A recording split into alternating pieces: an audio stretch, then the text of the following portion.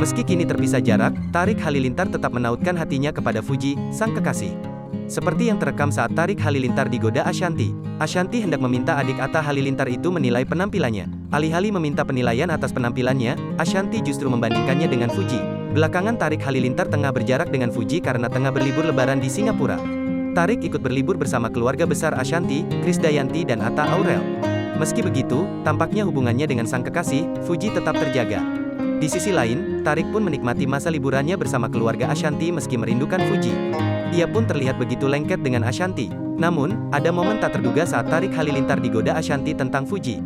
Alih-alih meminta penilaian penampilannya, Ashanti membandingkannya dengan Fuji. Momen tersebut terekam saat Ashanti hendak pergi makan malam.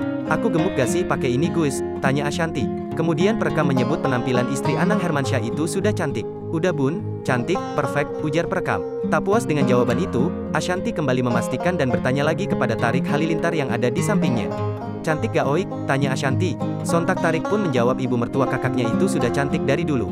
Namun, setelah itu Ashanti justru menggoda Tarik dengan membandingkan kecantikannya dengan Fuji.